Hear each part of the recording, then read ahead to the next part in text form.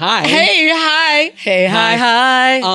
Yes, hello. Hi, this Hi. is our season 2 finale. It feels Welcome good. to the finale. That means the last episode. Because Of then the it wouldn't be a season. finale. But we want to specify it's this season. Season 2 finale. We're already planning season 3. Literally. Like, we got fun stuff planned for season 3. We sure do. To give you a little sneak peek, season 3 is going to be a little bit spookier, Script Babies. We might have some people joining us, perhaps, perchance. Things are moving. Big things popping, little things stop. To put it in terms you might understand. How are you? Hi. I'm good. I'm a little tired today. Yeah, me too. I've had 3 Celsius today. Oh, you're there. Well, I would have been fine, but I need a little extra oomph because we're That's going to fair. do some social media filming after this. It's true. Also, hi, welcome to Script Daddy. Hi, welcome to Script Daddy. We're tired, but that's not going to get in the way of a great episode, gang. No. Baby, no. We're professionals. Professionals. I'm Colin, your host. I'm Carly, your other host. And here at Script Daddy, we read scripts, watch the movies, and discuss the differences between a script and screen. And occasionally, yeah. Colin will read the book too, and you get the whole trifecta. Absolutely. Trifecta. Trifecton. What is my laptop? Trifectina. This is my old laptop, and she's showing some signs, and I'm like, I Mine literally is only use too. her for this, and I only she's use looking at my me old like, girl for work, and she's my old girl. yeah, Old bless girl. her. She's hanging on. Her memory's almost full, but she's right now I'm using my dedicated writing computer, Which is so sexy. Like she's everything. a dedicated writing computer is like It is a dream come true. It is. It's is. living large. Did we want? You and I had a quick back and forth today about how frustrated we are about generic writing advice. Yeah, And I think that we should dip a toe into this conversation for a second. agreed. Not like, I think we literally could do a whole episode on this. I just think for the sake of like getting the wheels a turning, it would be interesting to talk about a little bit because we're both voicing our frustration. Yeah. Okay, so let's give them the backstory. So Okay. I'm scrolling through TikTok like we all do, and this perfectly innocent person comes up on my FYP, and they are holding a stack of index cards, and they go, David Lynch said that all a movie is 70 scenes. So if you write out 70 scenes, like scene prompts, on index cards, then you have a movie. Which is a blatant lie. And like, okay, while I can understand the sentiment of that, it's completely taken out of context. Totally. Because you can't, like, what Carly and I were talking about was like, you can't just write 70 random scenes. Right. And then expect it to be a good movie. It all has to be cohesive. There has to be a through line. It has to be 70 scenes Yes. that are in line with your plot and your concept. And so, Yes. like, this whole idea that, like, and that was said completely out of that context. This person was just saying, if you write out 70 scene prompts on a card, then you can write your movie. No, you can't. No, you can't. You can't. I mean, you can. Go and try it. It's going to be a mess, but I think it's like one of those things where, like I was saying to you, I think it's because I can understand where some of this advice or the way people cling to these things comes from, because it's like everyone is looking for a cheat code. And I don't even mean that in like a shitty way or a lazy way. I just mean like writing is something that you pretty much can only get good at by doing it all the time and having the desire to get better, to be able to take notes, get notes, whether you agree with them or not. Like there's a lot of things that you have to do in order to get better at writing. yeah. All absolutely accessible and doable. Yeah. But I also think it can be really daunting because like facing the fact that you're maybe not as good as you'd like to be yet, or like for everybody, the first draft, the way it like the mirror it can hold sometimes and make you just feel like poop when really you could be a brilliant writer and your first draft is just your first draft. But I just feel like you see a lot of those things going around because I think it's like almost like clickbait where it's like it kind of scratches the itch of this idea that there's just this one thing you could do and then suddenly you're going to be considered a great writer, and it's just not true. Yeah, or that if you try this secret sauce that it's going to make the whole process easier and that you're just going to be able to do it in a snap. And it's like, it's just not the case. Like, you have to take the time to learn the art of storytelling first and what makes a good story. And there's specific ingredients like that movies use to be this perfect emotion machine. Like, you got to study that. You can't just, I mean, granted, there are intrinsic parts of like, I wrote my first script not having any formal training or anything like that, just having read a lot of scripts. So I knew the natural, like, how a script should look. And then I look back on it and it was like all the beats were there, just like, you know, way far out of place. But that is part of the process. Even if you learn structure, figuring out how to apply structure in a way that's not so formulaic and so like boring and expected, whatever. Like it really is a muscle. And there are different ways to learn how to become a great writer. I'm not saying it's one way. I think that there are a multitude of ways. And it's interesting because like one of my clients who I do consulting and coaching with for screenwriting, who I absolutely adore, she's just like a dream writer and she's very talented. And it's been cool. I've worked with her for a couple of years and it's been so cool to see, like, she was good from day one that I started working with her.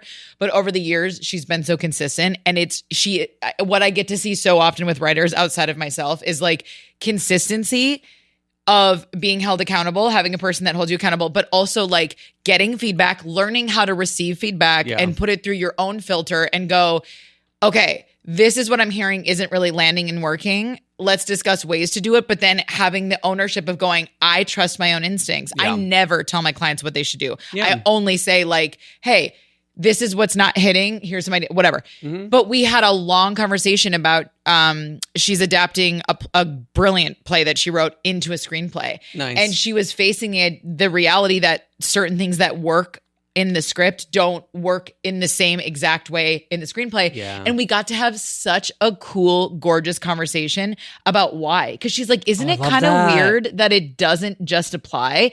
So then all of a sudden, like... Question, do you record these sessions? I don't.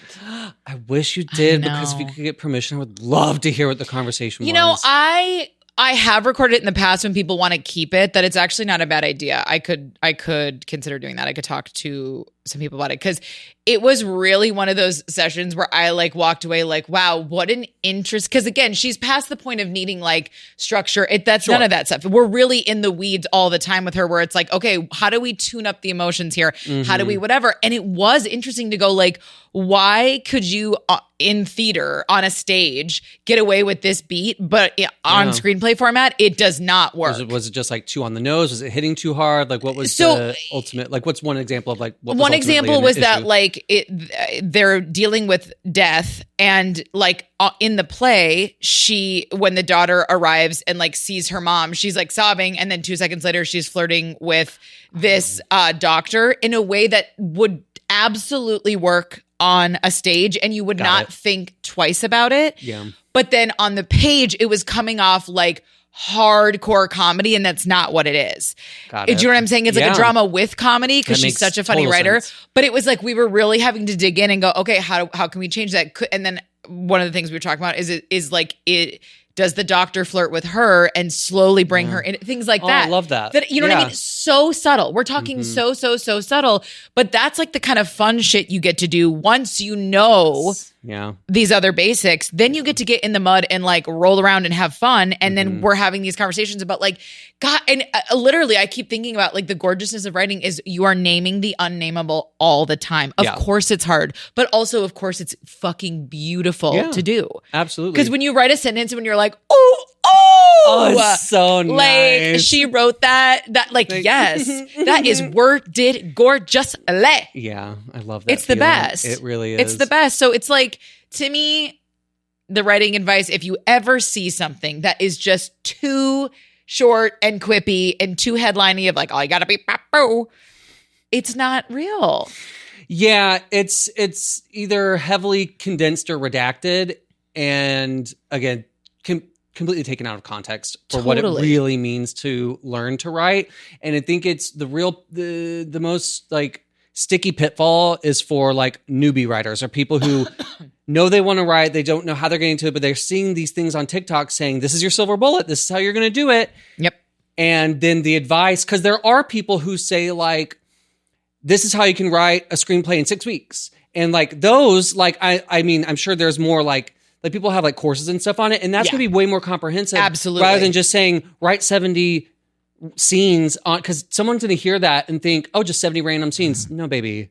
No. I mean, we've talked about this before, but it does play into the cliche of know the rules to break the rules. Yep. And that is also, that can become a prison of its own. Totally. Because there's another TikToker named Nick, I think it's Curcio. I think that's how you say his last name. He's like this big, has a big following. He's like a screenwriter. And his whole thing is always saying how there are no real rules in screenwriting, which I love because he is showing people that like have some fun with your work. So there are creators out there that are giving really good advice on how to subvert norms in screenwriting. Mm-hmm. I think those are really important to see, but it's like specifically these people who are like, again, going back to the index card thing. It's just like, it makes me question your skill as a writer if that's what you're telling people. And I'm also like, the way that the person was talking about, I was like, I don't think you've ever written a script ever in your life. Agreed. I got the same vibe. But I also feel like the best way to look at truly, if you want to become a great writer, screenwriter, whatever, treat it like being out of shape and wanting to get in shape. You cannot do it overnight. You gotta have a practice. It doesn't have to be every day. You don't need to be in the gym every day. I really push back against people who say you need to write every day. That is not sustainable for everybody. Needs to become part of your routine, whether it's every couple days or whenever you can fit it in. Yep. Just write consistently to the degree that you can in your schedule. And then the more you do it, the more fun it'll become. And like, once you get through that first draft, baby, and you're on those rewrites, it's just so gorgeous and fun. But don't you think that's a little bit, we attest, like you and I talk a lot about how our writing routines and experiences have changed since we've done this podcast, which is part of why dramatically, we love dramatically to the degree of like almost a 180 turn for me. Like the work that we've done on this podcast I'm going to tell the Script Babies, just like a week ago, I wrote a whole first draft in 4 days. A whole first draft. Days. And I was proud of it too. And like I'm going to do a different twist on it that I'm going to explore and see if that works or not. Pause. Let's give the full picture here. When you and I first started working together, because we've been besties forever, 100 years. Yeah. But when you and I first started working together, you were like, I need help getting assistance. Yeah. The accountability. Finish a script. Yeah. And now I just sit down like I can't wait to get back to my script. And now you wrote a script in 4 days. Exactly. Yeah. All by yourself. Just tapped the fuck in. Yeah. And unless you're a writer, you're not going to know what a flex that is. But it is such a flex. It just fucking poured out of me.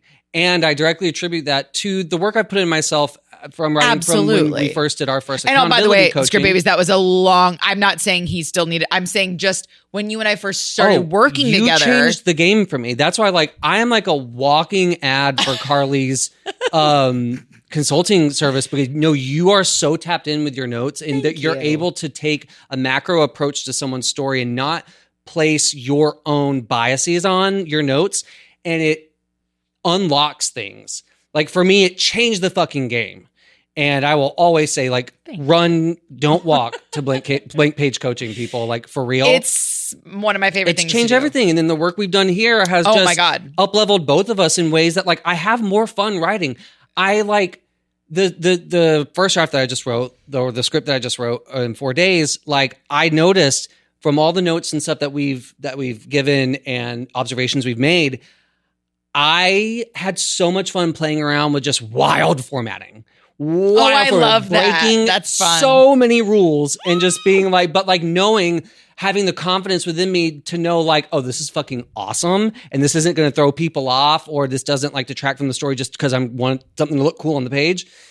Bitch, it is everything. It's crazy. Well, I feel like for me, if I had to sum it up very quickly, my trust muscle with myself and my ability is stronger than it's ever been. It's I just trust so it's I'll experiment with formatting differently. I'll experiment with my action differently because I judge what's coming through the way Yes. I realized I did before. Yes. It's like now I go, if that voice comes in, I'm like, nah, we're gonna try it. Yeah, I like give myself permission more. And also save as is my BFF. I am now rewriting differently. One of my clients was saying, she was like, I made a joke like that's a draft 3 problem, and she was like, draft 3, and I was like, okay, but wait, like again, I was like, I rewrite differently than I used to now. I'm like, I'm not doing page 1 rewrites like every single.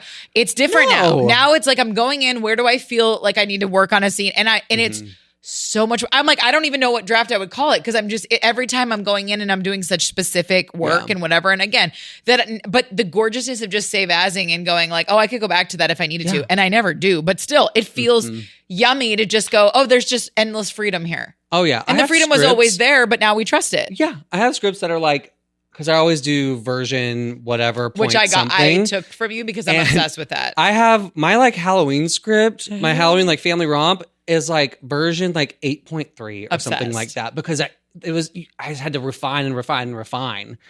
And I think that if I wrote that script now, I could get to the same place it is now in half the drafts. Absolutely. Like 100%. Yep. Just, yeah. It's so cool. So the Script Daddy magic is real. It's freaking real. And again, the last thing I'll say about it, then we'll dive in, is I'm genuinely so grateful and proud that we are creating something that is free for people, because I do recognize that I don't think you need to pay money to become a great writer. You don't. There are the internet, much as it has hot garbage, it also has endless gorgeous advice. Yeah. Gorgeous things that you can tap into, but it feels good to be contributing something that is not just fun. It's actually like, if you listen to this podcast for the fun, but also really with the intention of like, I want to learn things to improve my writing. You and I are living, walking proof that this podcast can do that when you let it. And I'm so like proud and grateful that we get to do that for our community. It really like, it's so special to me. I'm like, this started as like a fun thing. I was like really just excited to talk to you about what we already talked about all day. And now I'm like, oh my God, we did not foresee this completely like up-leveling both of our writing and experience and getting the feedback we're getting. So it's just been amazing. So thank you. Like, comment, subscribe. Have a good night. I'm just kidding. Now we're gonna get into it. We sure are. Let's dive in. We are doing Mean Girls. Mean Girls. The meanest of girls, the girlest of means. Mean girl. Guess the year. Ready? Guess the year that it came out. 2004. Oh, did you look it up? Yeah. Okay. Damn it. Well, yeah. No, you weren't supposed to look it up. I look it up, not you. You're not supposed to just guess. I will say though, for years now, I've thought it came out in 2003. That's a thought you've had recurring? Yeah, because I moved to California in 2003. Okay. And I did a summer acting program that year. And that's the year Pirates of the Caribbean came out, because we went to see it with the summer program people that ran it. And I always thought that I saw Mean Girls that year too, but no, it was the year after. I conflated. Oh, yeah. Are you ready for a truly astounding log line? From Colin, this IMDb. might be the worst one. This might be the worst one. Oh, God. Wait, I'm actually excited now. Tell me. Katie is a hit with the plastics. Don't. The A-list girl clique at her new school, until she makes the mistake of falling for Aaron Samuels, the ex-boyfriend of Alpha Plastic Regina George. Alpha Plastic? This is a word salad that means garbaggio. It's one of the worst. It might be the worst. To make up that. I don't either. Alpha Plastic. Okay. You're using, made up terminology in a log line that supposedly someone's going to read before they know anything about the movie. Also, nothing about that does justice to the film. And I'm like, hate to be this person because I love men, but centering men, like, yes, Aaron Samuels, that is part of it, but that is not the entire plot. No, he is a plot device. A plot device for the women. With a mop on his head. The way I needed to cut his hair. Yeah, I know. It was visceral for me. He was so cute back in the day. Mm-hmm. Anywho, the director is Mark Waters. Writer was Tina Fey, and it was adapted from a book. Did you know that? I did know that. I did not. It's a nonfiction book, I'm pretty sure, called it's Queen called Bees Bees and Wannabes. Yeah. Yep. By Rosalind Wiseman. Did not know that. And then it made me, I said to Scott, I'm like, is everything adapted from books? Well, that she like got the inspiration. Yeah. From I guess that's loose. I would like to read. But doesn't it book. actually say on the script? Yeah, it does. It does say based on the book. It does. Fascinating. I would like to know, if it's like the book is full of interviews or something from high schoolers or what. I don't know. It seems like it's more of like a sociology book. I don't know. It stars. Okay, IMDb only put Lindsay Lohan, Rachel McAdams, and Jonathan Bennett, and I was like, lol. Yeah, lol. I'm like, the list goes on, but absolutely Tina Fey. Yeah. I don't know how to say Lacey's last name. Lacey Chabert. Okay, thank you. We need to talk about her. She is so good in this movie, dude. I underappreciated. What she brought same. I never fully appreciated Gretchen. I couldn't stop watching her this time. What I she was brought like, to you're the layers serving. of complexity that she brought to her, and especially what you read on the page of like what is actually going on internally for Gretchen. Miss Chabert, paging Miss Chabert. To the office, Miss Chabert. Because we want to kneel and worship. Yeah, ate it up. And Amanda Seyfried. Yep. What she brought to Karen. And Lizzie Kaplan. We also don't talk enough about her. But so over and above all, yes. the McAdams strikes again. She does not miss. Throw the ball to Rachel. She will... Girl, you know when you're playing sports and you're like good, but you're not the best, and then the coach is like, "If you get the ball, pass it to so and so." Yes. And you're like, fuck. But this is one of those where it's like, no, listen, baby, when you get the ball, your only fucking job is you crane your neck around until you find Rachel. Give it, girl. Again, we want to talk about layers. We want to talk about subtext. The woman can act her ass off. And she's so gorgeous. Dare I say, this movie would not have had the success it had if not for her. Period. She actually, also, I got to give Lindsay Lohan her flowers because she is so good as Katie as well. Like, I love her as Katie. You're okay. Okay, the face. Okay. I just felt like...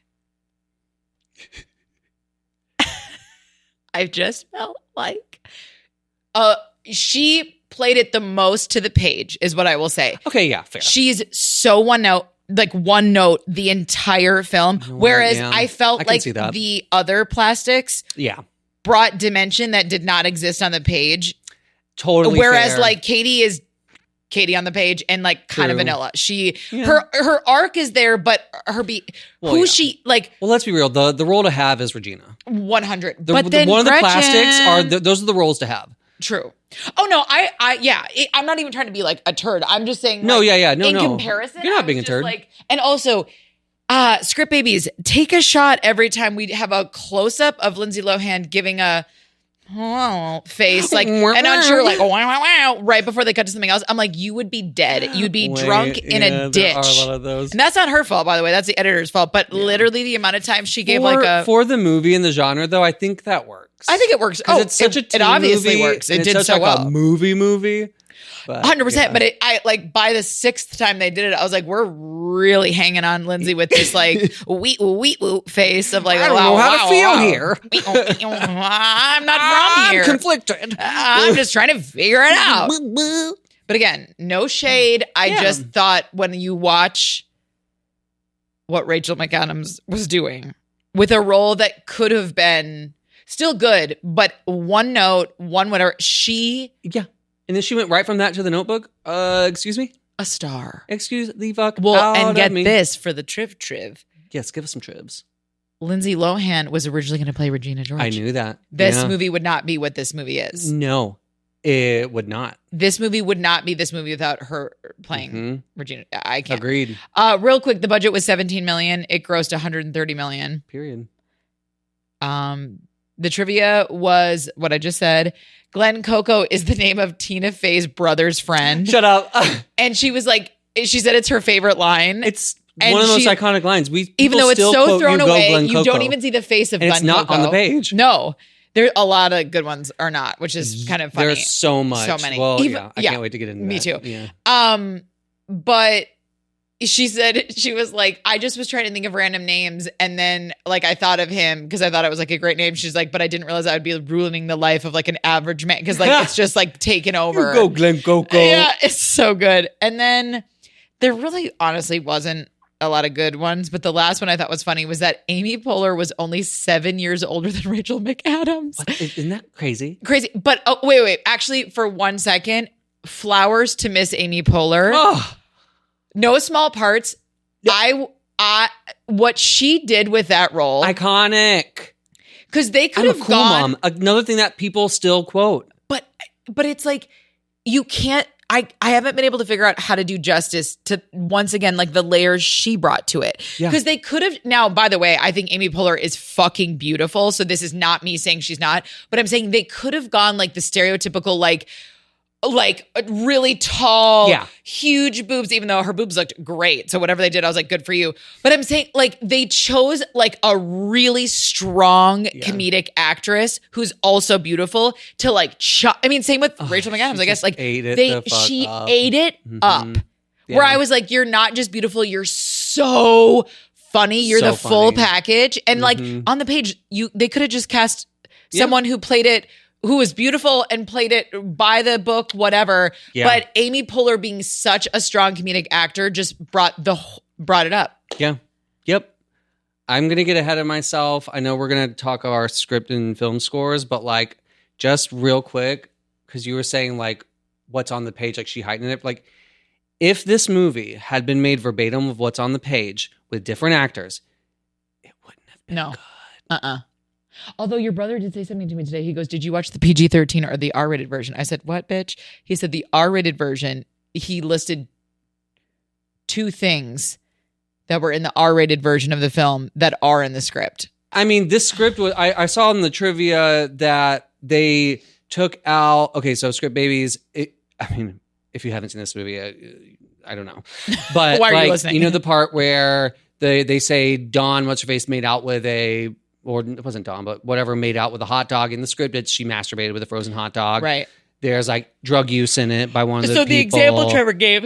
And then there's like the buttered muffin, which was actually popped cherry. Yeah, okay, And, so like, in the trivia, they R-rated said that version. they took those out of the script because it was going to get an R version. They wanted it to be PG-13. So Trevor said cherry pop is in the R-rated version. And then he said it wasn't Karen, but it was Gretchen who's giving Jason a blowjob when Lindsay opens the door and she's kissing him. And then in the she's script, like, whatever. it says that that Gretchen's on her knees, but she's fully clothed. Yeah. And it's taste. So they're like, it's nothing egregious. So I guess they shot that. So, but again, I think all the other changes though, no. Oh my God, we're so talking good. like line, like very tiny, whereas the other changes are pretty substantial. So I don't think they filmed that, but I agree with you. It was a very, Okay. So what's your Script Daddy score? I went back and forth with the script score. Of our lives. Have we ever not said that? Yeah. I gave it a 7 out of 10. Originally, I gave it a 6.7 out of 10. I don't know why that felt low, but it's landing somewhere in between those. This is what I wrote. The script is a solid story and overall an enjoyable, quick reading experience. Some of the dynamics are a bit too overexplored on the page, like the extra stuff with Mr. Duvall that we ultimately don't need, and it didn't make it to the movie. But it was also very apparent that without that foundation of material to build off of, they wouldn't have been able to refine these parts to perfection for the film. I love how cheeky Tina's voice is on the page, like on page 6 when Katie is in homeroom trying to find a good spot to sit, and she goes to sit behind a kid, but Janice says, no, he farts a lot. And the action right underneath it reads, Katie looks at the guy. He looks like a guy who would fart a lot. She gets up and sits next to Janice. There's so many dry and to-the-point comedic moments like this throughout the script that serve to heighten the comedy by putting it right in your face. While this wasn't the most exciting script to read at times, it's cool to see where an iconic movie started off. I'm just going to go samesies on this because this was one of the first times this season where I was like, I don't even really have like a sum up. It's just, notes. I kind of went back and forth. I landed a little higher. I was like saying more like a 7.5, 7 points around there because I was like, again, what I always struggle with is that I'm like, from a formatting perspective and stuff like that, like it's a very well written script. It is. But it's structurally off. But they fixed all that. It is structurally off. You're right. But it is like, again, as far as like clean and whatever, like all that's there. It's a good script. Her voice is you really do get like her voice. It's there.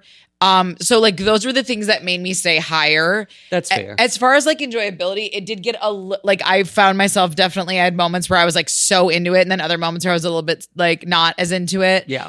But then again, the gorgeousness of it was watching the movie and going like, oh yeah, they got it too. Like all the things they changed made it so much better. It's so cool to see. It's like utter magic when you see how they take a script with moments of really funny dialogue and then a lot of okay dialogue, but then for the movie, the dialogue is just hit after hit after hit after hit after hit. Like, it's fucking incredible to me. Like, it's so impressive and great and gorgeous. The filmmaking process, I feel like, brings something out of writers when you're on set and you're doing rewrites and stuff that, like, we have a great director and stuff. Like, it just part of what it works. is trusted feedback.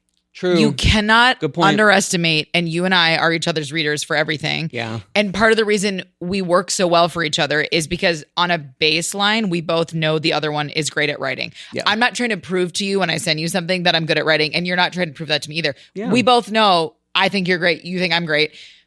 So it's like the ego's out of the building. I'm not like looking for approval. It's almost like I trust you that much more because I'm like, if something's not working, you're going to let me know. Yeah. But you're also going to let me know the stuff that is totally working. And that is the way to give notes. I hate when people only focus on what's not working. That is, by the way, if you're doing that, if you're a person who gives notes and you only tell someone what's not working, stop fucking doing that. It's not helpful the way you think it is. If you don't also tell someone what's working, it's all ego based. I truly like, it's not as helpful as people think. Even if it's a script that has so many issues, you still have to find what's working because whatever, doesn't matter. A spoonful of sugar helps the medicine go down.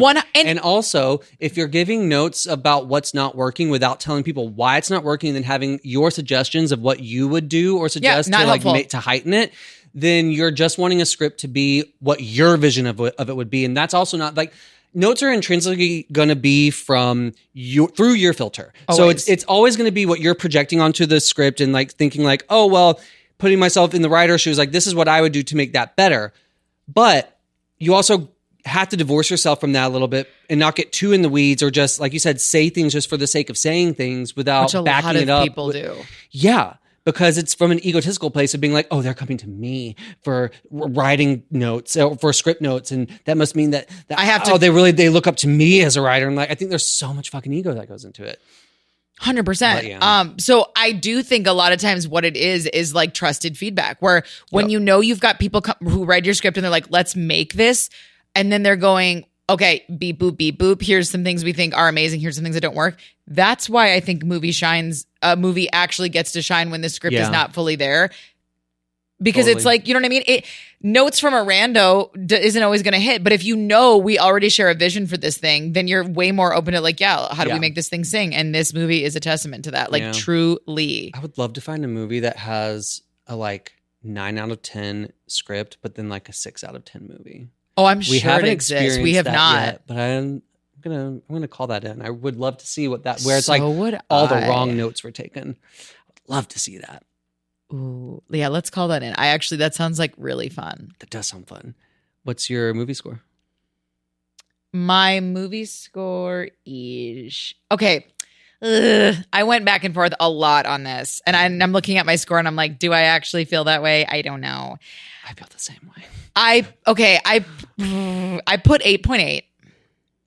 Stop. What? Continue. I put 8.8, and I'm struggling because it has been a minute since I watched this movie, and I watched the majority of it last night, and then I watched a little bit of it today. And I have to be honest, when I was sitting there, I was like, I forgot how iconic this movie is in the sense that like it would be so easy to shortchange this film and be like, oh, it's just but like this movie does take chances within a genre that does not normally take chances. It's fucking weird. It is. It's fun. It's juicy. It's weirdly wholesome at other moments. It's like there's real heart. There's real heart in it. Real heart. Definitely different than in the script. There was like there was some like depth to the script that I felt was not explored as much in the movie, but it would have been too much. Like, sure. we'll get into that. Like, it would have been too much. There was one moment I have a specific question for you on. But okay. Like, yeah.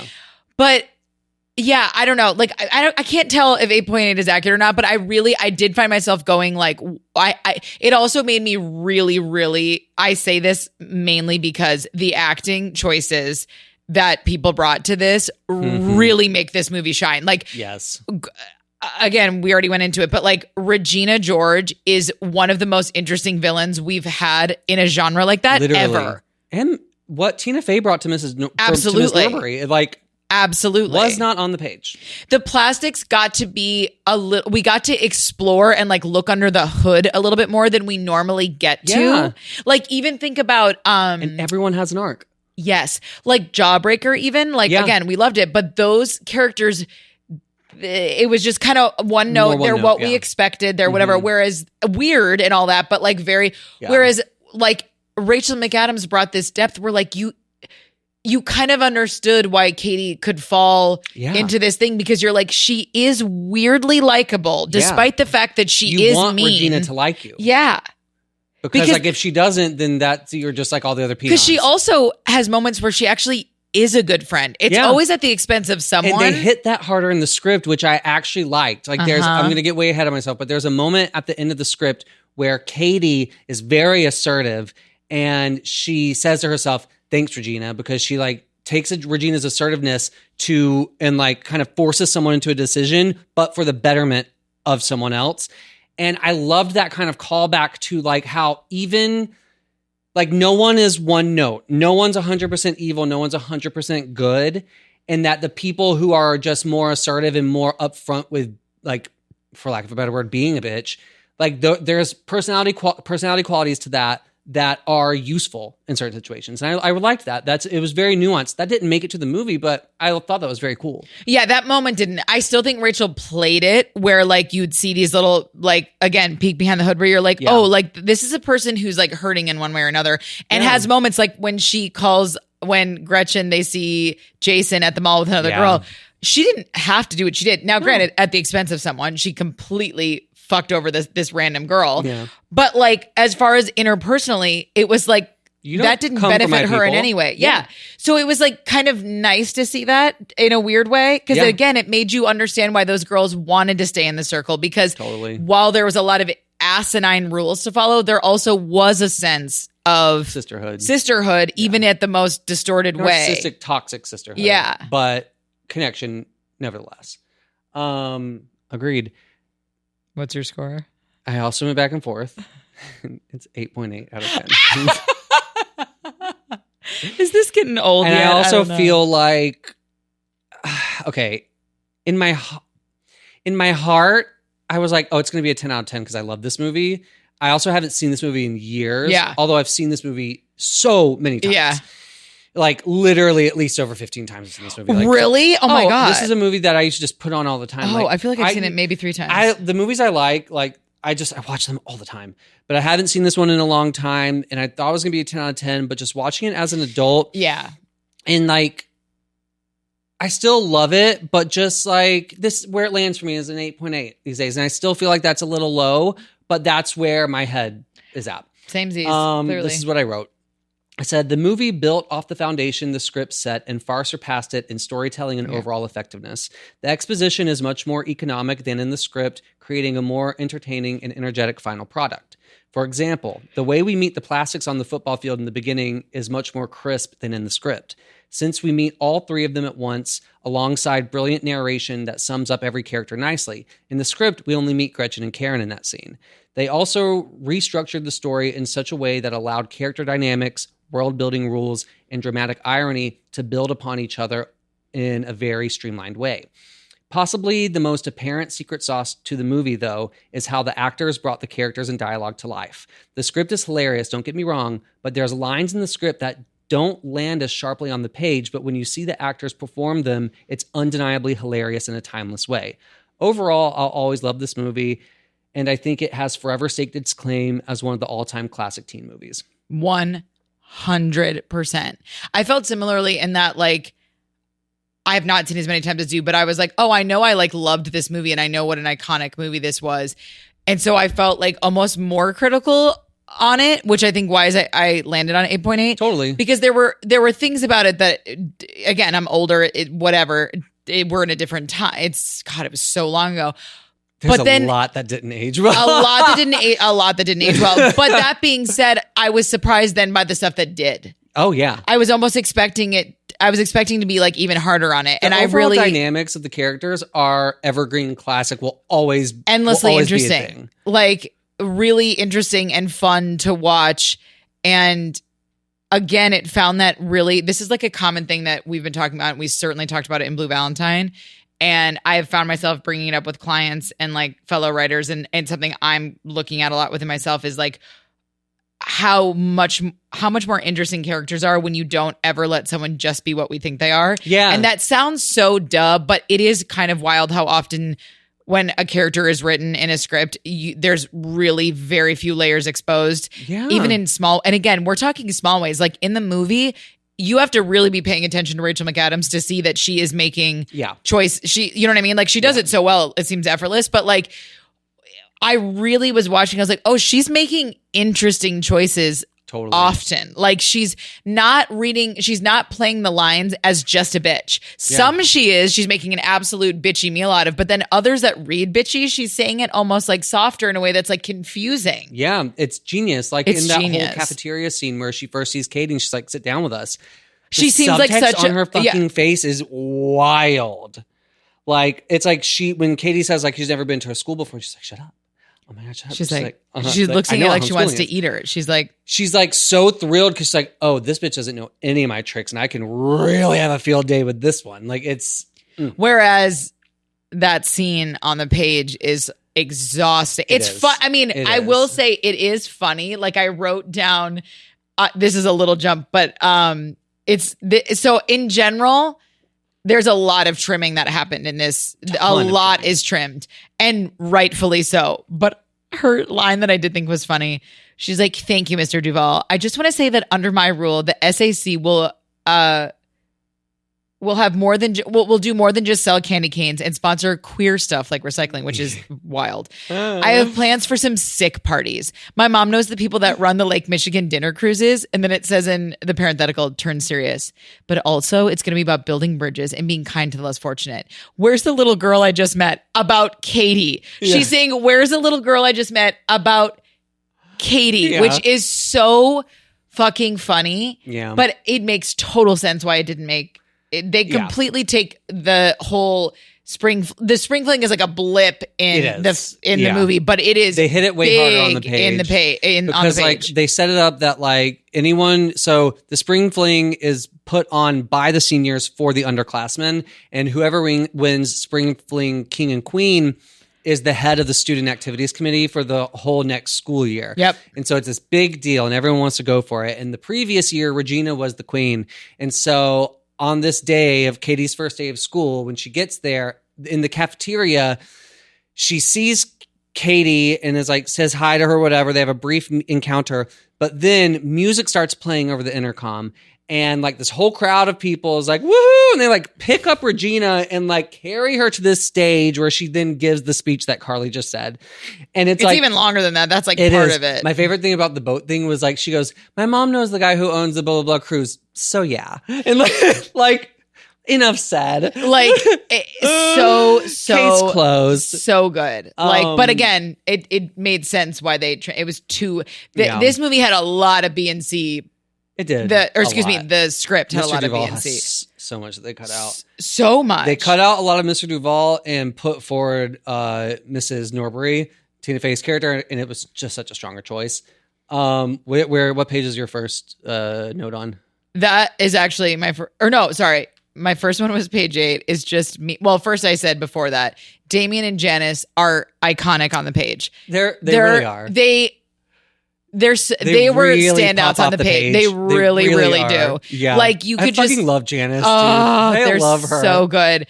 But I just wrote the line that it is in the movie and it's performed so well. When Mr. Duvall says, my apologies, because he pronounces Katie wrong. He says Caddy. He goes, I have a nephew named Afferny, and I know how mad he gets when I call him Anthony. Almost as mad as I get when I think about the fact that his name is Afferny.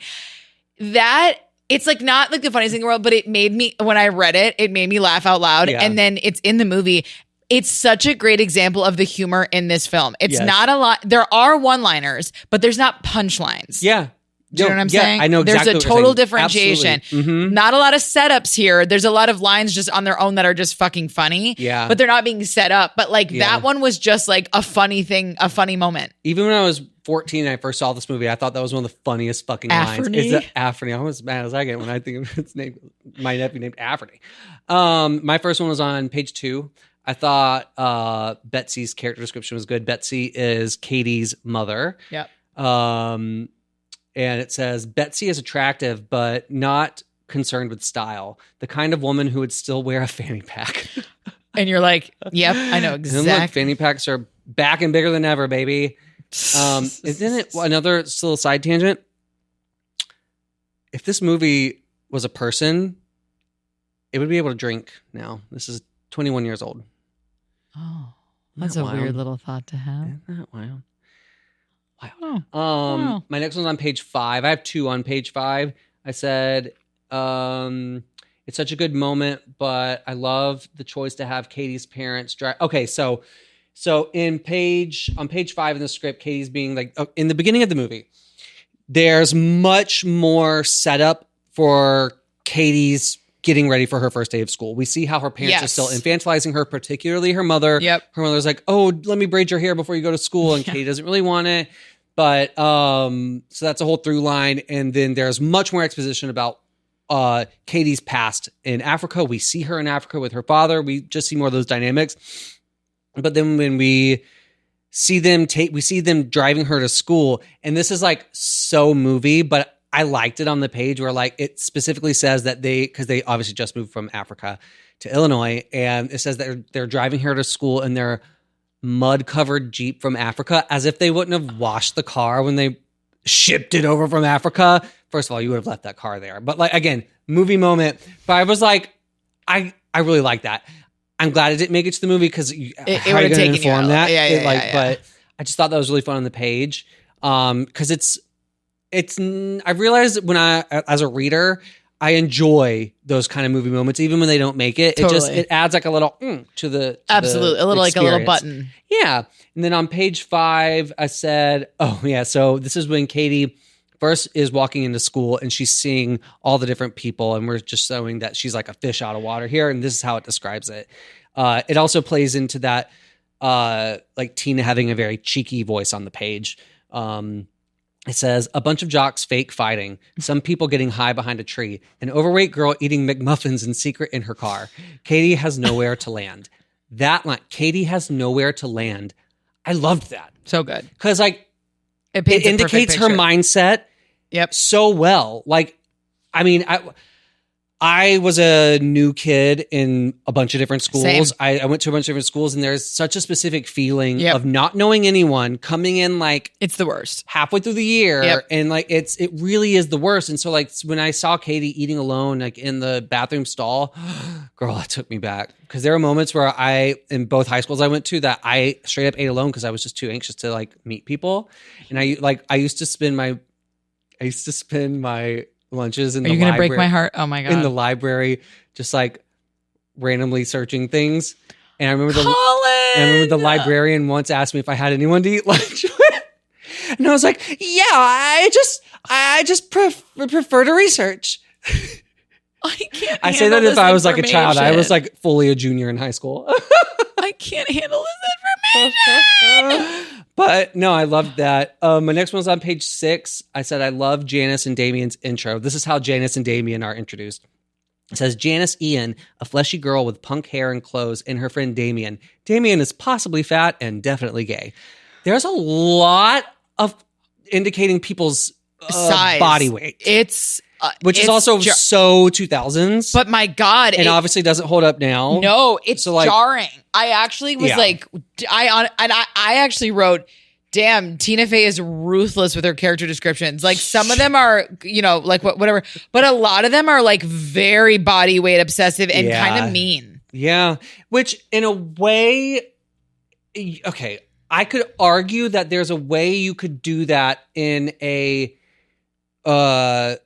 like self-actualized way. I don't know if self-actualization is actually, that's not really the right terminology. A more conscious way. But there's a way that you could do that in a conscious way when you're writing a movie about teens in high school, where you could use that in the action to heighten like how kids are so ruthless to each other and how body image is such a thing. It's not done that way in here. No. It's more derogatory. It's very SNL. Like we're just going to go like beep bop boop, which again, it makes sense. I understood why, but I just found myself being like, wow, I felt like a little like, not prude because it wasn't even about sex, but it was more just like going like, oh wow, like she's really out for blood with some of these descriptions. It was very much giving Devil Wears Prada with the whole like, oh, Regina's fat now. Regina's so fat now. And it's like, no, she's not. And like she runs into, and obviously it's a joke. That the whole point of the joke of the bigger girl saying like, watch where you're going, fat ass. It doesn't hold up in today's context. It just doesn't. And like it's like it was never really necessary ever, even back then. But whatever. And they do, but I will say in the script they really focus on the weight that she's gaining a lot. Whereas in the movie there's like two scenes. It's like she's trying on the dress, 135. Which is still iconic. You can try Sears. She's like, which is on the page. And that is funny. And then when she says these are all that fits with the sweatpants or whatever. Really, you feel for her in that moment. Again, she's such the way a good... Rachel plays it, like... You feel for her. You really And you're actually mad at the girls, and even I felt for her back then, too, and she said that. I was like, fuck. Because like, she's being unknowingly fucked over. Even though she's 100%. Evil, it's like, you see that it's really affecting this girl. Yeah. But yeah, no, the body focus is pretty crazy. It is. My next one was on page 11. Oh, did you write the little Gucci hoochie? Oh, I didn't. I was just saying it's funny that Regina George isn't in that football field scene in the beginning when we meet the plastics, like in the movie. She's not in it. We only meet Gretchen and Karen. She must have thought that it would be like more, but no. And then we have a little scene in between, and then we go to the cafeteria, and that's when we first see Regina is at the cafeteria. I understand probably. I feel like I can understand why she did that, like in her brain, but it works so much better to just it's so much better get in there. What they did in the movie is just it's so good. It's one of those like this. The movie is rife with iconic scenes. But I love that. That is one of the most iconic intro scenes. And the music, by the way, the music. A moment of applause for the music in this film. So good. Really impressive. It adds, dare I say, it kind of makes the movie in certain ways. I agree. Like the Missy Elliott song, Pass That Dutch, while they're walking down the hallways, like, are you kidding me? No, it really agreed. Like, it adds a lot to it. It's kind of nuts. It really does. They, on the page, so I put, did you notice this doesn't have page numbers on it? I did. I absolutely noticed that. Really, and then certain pages do have them. I had to look up it's very confusing. So if anyone's reading the script and I'm saying a number, know that I'm either one early or one late because I did my best. Like I was just very confused. So I think it's page 11, but it might be before or after. Damien goes. They're talking about Gretchen because they described that Gretchen's dad is page 11, made toaster strudel or whatever. And they're like, oh, she's a little Gucci hoochie. And Kitty goes, what's a Gucci hoochie? And Damien goes, a girl with $1,000 of designer clothes on a $2 body. Which again, like body joke, but still the Gucci hoochie got me though. It is. It's pretty fucking funny. It is. But also Lacey, what's so funny is like when Regina's talking about how like Gretchen's not pretty. Lacey's fucking gorgeous. Yeah. And she had a sick bod that it was just so funny that again, these comments are being made where you're like, wait, what? But I guess that is kind of like the humor of it is like the subjectiveness of whatever. Exactly. But like, you're like, what? They don't hit that. They don't hit the whole thing of her being like not like more plain faced in the movie. Like they don't really ever. Regina does when she says she's not pretty. Right, on the phone, on the three-way. But it is hit a lot harder in the script. Like it's in her character description. It's in like they really. Something tells me once they hired Lacey, they knew they could only go so far with that because you hire Lacey, she's and then arguably it's like it has stunning. to become this like joke that like she's calling her ugly when she's not, because that just plays into Regina George's insecurities that she has to be the prettiest in the friend group. I did put page 12. This is not in the movie. I wish it was. Damien through a bullhorn goes, toaster strudel causes cancer. Yeah. So I was sad like that wasn't in the movie. I know that would have worked in the because movie. it felt so Damien to do that and so funny because you could so just Janice to clock the bullhorn on the ground and be like, Damien on your left. Yes. And he grabs it as they're walking by. Like, I really loved that. I really love that too. I was so sad that got cut. I did like that a lot. Page 16, I said in the script, Regina has this whole speech where she says she's going to take Katie under her wing, but in the movie, Katie is thrown right into it when Regina... Oh, yeah. This is what we were talking about just earlier ago when you were reading what Regina said on stage about, like, I know the person... My mom knows the person who owns this yacht, and we can use that, and, like, under my rule, like, we're going to, like, whatever... But so she, in that monologue on stage, she says, she calls Katie up and like tells the whole school essentially that Katie's going to be her new project. She's taking her under her wing.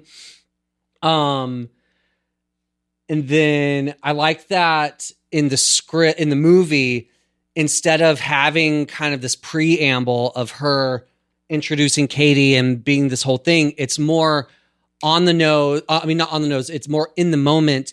And like a knee-jerk response of Regina to see Katie and be like, oh my God, this girl knows nothing. I can't wait to exploit her, essentially. And be like, we never do this, but we're going to ask you to sit with us. Like, and it's kind of fascinating to think that the two people exploiting her were at one point friends. Yeah, absolutely. And it's fun that like it's another because Janice is, and then it turns on her. Yeah, but Janice is absolutely using her as a pet project. Yeah, she's using her to get back at Regina too. Yeah, you know what I mean. And again, then Katie becomes her own beast. Yeah, but it is interesting to look at it from that perspective and go like, you're kind of team Janice, but also you're like, but you did take a new girl on her first day and go, you have to do this for me so I can, you know, blah, and then start fucking with her. Like. Mm-hmm. Yeah, Katie's up. But I do love that Janice at the end of the movie when she has so many iconic lines. But when she says the difference between Regina and me and you is like Regina and I know we're mean. Yeah, you don't, you and like it's nice. Such a read. It's so good. Yeah, it's so true. But yeah, just to circle back, I loved that like throwing Katie into the plastics like that without much of a lead up. Adds, once again, our favorite word, so much urgency for Katie because she's thrown in over her head immediately. And just it's like sink or swim. And these girls are just like all over her. It worked really nice. Where's your next note? Honestly, I don't have, I have a lot of contrasting notes, but I don't have a ton of script notes. Same. My next one was on page 32. I said in the script, they don't set up that Mrs. Norbury works in the mall part-time. Instead, she's on a date and she sees Katie, Janice, and Damien at Bath and Body Works. I liked that a lot. It's another moment that they obviously changed because, okay, there's a couple reasons they changed this. So if you've seen the movie, you know that there's a scene in the mall where Janice is working at like a Bath and Body Works and Katie and Damien are there with her and they see Mrs. Norbury out in the wild outside of school. And Janice has that wonderful line that like... I wrote it down. Yes. God, I love seeing teachers outside of school. It's like seeing dogs walk on their hind legs. It's so laughed out good. loud. It's I was like, perfect. that's a perfect line. Yes. In the script, Mrs. Norbury is there with a date with this guy that she's on a date. And she walks up to the girls and she says, do you guys sell edible massage oil? Which is so funny. Obviously, they changed that for like the PG-13 and, of it and all. for the record, she says she's joking then. She does say she's fucking with them. Yeah. She says she's joking. So then if you've seen the movie... Obviously, that's completely flipped, and we see Mrs. Norbury there just perusing different products before she starts her shift at like a bar there, and that works so much. It just the layers of it work so much better because you get the beautiful line from Janice. Hilarious, like evergreen, like hilarity, and then you see this kind of. They never say this, but what I inferred from seeing Mrs. Norbury having to work multiple jobs is that since her divorce, she's struggling to make ends meet. And like Mrs. Norbury's she's a woman on the edge. Like she's going through it, dude. 100%. And it works so nicely. And it plays into because in the script, there's a whole like storyline where, so they kept that Katie accuses Mrs. Norbury of being a drug dealer, but it's like kind of an offhanded joke. Yeah. But it works because she's like, she's got other jobs. And they're like, what? And she's like, yeah, she could be a drug dealer. Like it comes up kind of organically. Yeah. Whereas in the script, it's like a meal. It's like It's truly a whole thing. full storyline Ecstasy where and all Barry, this the stuff. student, comes to school high and she confiscates some LSD or something from It's him. some ecstasy. And then she ends up putting it in, she's going to throw it away, but then she's worried someone's going to take it. So she puts it in her desk and Katie clocks it. And then essentially they make a meal out of it where it's not just a verbal accusation like it is in the movie. It's like, then they go look and they find it and she loses her job. Mrs. Norbury loses her job, which again were stakes, but it felt too heavy for this movie. Yeah, it could have worked. It could have worked. But the way that they do it in the script plays into the heart way more. Yeah. And the way I have a specific note for it from when I was watching the movie because it works. The way they changed Mrs. Norbury on the page and brought her forward more was so much better because she directly plays into Katie's arc. Without Norbury, Katie doesn't arc. Because Norbury is the one sitting there being the mirror of reality for like, look at how you've changed and look at who you're choosing to become, all to either fit in, get revenge, or for the adoration of a boy. And yeah, the drug stuff is, instead of it being like a defined thing of finding these ecstasy pills, putting them away, being a responsible teacher, locking them in your drawer, instead, it doesn't even go that far. In the movie, she tells Katie, I'm a pusher. And maybe I pushed my husband away, but I'm going to push you to do better because I know you're smarter than this. You're failing this class for a reason. Don't do that. Yeah. And then Katie takes that and then twists it into, well, she's just a pusher. She's probably a drug pusher because she works so many jobs. And that just plays so much more nicely into how Katie's changing. And then it's the perfect way of like how you say things in the moment as a kid to try and fit in or whatever, but without having a fully formed brain, you don't know the full implications of this. And then she feels like shit. And then it plays into her like hiding more to be like, oh, I don't want to tell the truth, which makes it worse for her when she does ultimately say, I wrote the book. It just, all of it in the movie, it just services Katie's character so much better. Well, because then the resolution with the script, because they have to carry it out because she's fired. Yeah. So I feel bad for Miss Norbury. I know. And then they have Barry. Katie has to go and convince Barry. It's just too much. Yeah. She has to go convince him, please come in front of the board. Because it's not even please. That's the moment where she says, thanks, Regina. Because she embodies Regina George's energy and she goes to Barry and she's like, this is what you're going to do. Yep. And we don't see the whole conversation, but she walks in there like, with authority, and she's like, I don't care what you want personally. This is what you're going to do. Yep. Which I thought that did play nicely, but ultimately it was a better. But then it's like they have this big meeting and they're trying to get this student Barry. School board meeting, there's a school board. They're trying to get Barry to show up and say that what happened. Then he's not showing up. So then Damien pretends to be him. Yeah. It's a whole meal. There's funny parts like Damien pretending. There's some funny dialogue and stuff. But again, when you realize how well the movie works without it, but they still mind what worked, which was like the whole drug accusation still totally worked.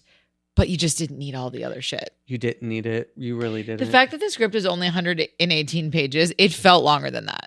Agreed. To me. Yeah, I know what you mean because there are those B and C plot lines that didn't need to be there. Isn't that fascinating? It is. Yeah. It's so fascinating to me. It is. I said, I love the scene where Katie and her mom are shopping for the spring. Oh, yeah. Page 66. Oh, so page 66, it's fun. This didn't make it but into it's the cute. movie, but I give it to us. It could have worked in the movie. So there's this whole scene where Katie goes spring fling dress shopping with her mom, and Katie is holding up different items of clothing and saying like, this is, I want this. And her mom's like, oh, well, those aren't very flattering or whatever. But what's so great about it is that Tina indicates that there are subtitles underneath what they're saying that's going to tell the audience what the subtext of what they really mean is. Like for one example, it says interior shoe store day. Katie and Betsy shop for her spring fling outfit. Katie, voiceover. My mom insisted on going with me to pick out my spring fling outfit, but somehow we couldn't say two words to each other without it being weird and tense. Katie holds up sexy heels. These are on sale. Subtitle, I want these. Betsy holds up ballerina flats. these are well made. Subtitles, you must stay a baby forever. Katie, those are hideous. Subtitle, if I wear those, everyone will know that I'm not a virgin and I'm a loser. Betsy, well, I don't think those are appropriate. Subtitles, those are hooker shoes. Those shoes will get you pregnant. Katie, Mom, why are you being so mean? I want these. Betsy, no. Katie, Katie throws the shoes across the store and storms off. Katie, voiceover, spring fling was blossoming into full tilt drama. Like, I love the subtitle thing. I think a version of that could have worked for the movie, but it's also like, it's so on the nose and so heightened where like the movie's still heightened, but it takes a bit more of a grounded approach than the script did. The script leaned into more ridiculous kind of moments like that. Even though I did love that moment. I loved that. And I just thought like, because you do kind of miss out on her relationship with her parents in the movie. You do. It's really not that necessary because it's really Katie's descent into, you only miss it because there are moments like that in the script where it's enjoyable to kind of see her parents experiencing these different sides of her. Yeah. Whereas in the movie, I completely understand why they cut a lot of it, but it was a bummer because there's like, again, like the subtitles is kind of genius. It is. I really love that because everyone's been that teenage. I mean, we've all been a teenager, obviously, but not me. I skipped. Yeah, I was born 30. Everyone's been that kid where like you want something, but you don't want to tell your parents why you want it, so you try and be coy, like, well, what if I got this? But my next note is on page 74, and so this is a thing that I've always thought with this movie. So page 74, this takes place during the house party that Katie has. And in the movie, when Katie walks down the stairs, showing Gretchen and Karen what her outfit is, I've always thought, you look awful. Like, again, it's 2004. Fashion was wackadoodle. But Which part drives you nuts? What? About the outfit? The pink stripe on the black mini dress is it's very much that time period. It's also too small for her. Her bra is showing. Her hair's a mess. It's like messy, but not in the good way. But it was so that time when like messy hair like that was like, But I always thought we're supposed to think, wow, she looks great right here. Yeah. But in the script, very specific. It's funny. When we were watching that, I watched it with Sev. Sev had never seen this movie. Are you? There's a lot of movies he's never seen. He never saw this movie, and in that moment, he goes, "Are we supposed to think she looks good?" And I was like, I paused and I said, "Well, first of all, different time period. That kind of was the fashion at the time." I was like, "But this is what the script says when Katie walks down the stairs." On page 74, it says, "Katie comes down the stairs. She has on too much makeup, too sexy clothes. Her hair is huge. It looks like a ridiculous costume." And so we're supposed to see that this is her still trying to fit herself into this mold that she told herself she needs to be in, that she's this kind of mantle she's placed upon herself. And I loved that. But like, because honestly, if you had ramped it up a little bit more in the movie, it wouldn't have landed right. I think the where it kind of lands of like, she looks a little bit crazy, but not too crazy to be on the nose. It works better. You couldn't go full tilt crazy. You know what's interesting about this is Danny and I were talking about when you're younger. We were talking about bikinis, actually. We were talking about bikinis, and she was laughing because I was saying that at this stage of my life, this is going to sound so strange, but there's a certain type of bikini top that I think is the most flattering on me, and I feel the most confident in. Yeah, and I was like, but when I was younger, I always got those underwire, like pushy, like bikini tops. And I was like, which now in hindsight, I'm like, dear God in heaven, why were you doing that? And she said, why do you think you were doing that? And I said, the difference was I was told that was sexy then, and I did not yet have a strong enough sense of self to determine if I felt sexy in it. I just was like, oh, I've been told this is. Yeah. Whereas now the style that I'm referencing, or that I was referencing to her, is literally what makes me feel sexy. Someone else might not think I look that way, but I feel that way. That I think you're speaking to exactly that, which is like, I think you're supposed to feel like you're not supposed to think she looks bad. She doesn't look bad. It's just, look bad. She's clearly playing a part is kind of what you get from it. But I do think you're right that I think the movie tried to go a little bit more in the direction of like, you are supposed to be a little wowed by it, even though it's like kind of, even though I am a Sarah Jessica Parker girly, I don't hate when a bra shows. In fact, I did that the other day. I had, oh no, it can very much work. But with the dress that's clearly supposed to be strapless, you see the bras. I think that was also playing into her being like a child still too. And like the color too, how like the bra doesn't bright fuchsia, whereas like the pink on it's much more powdery on the dress. Yeah. My next note's on page 81. And it's going to involve some reading. Okay. Because let me make sure I actually have it 81. Is,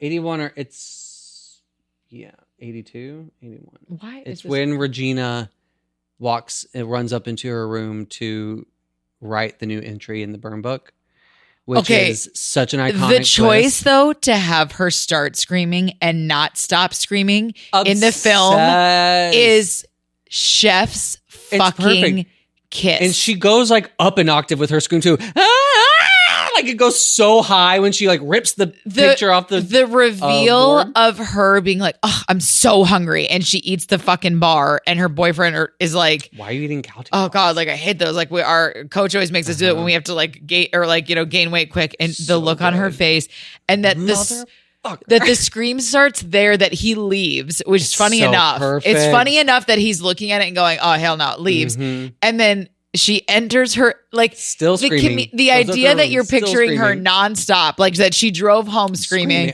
Enters her bedroom screaming, grabs the photo screaming. And my favorite though is the B-roll shot of her opening her desk and looking for like tape and a marker. She's still fucking screaming. I love it.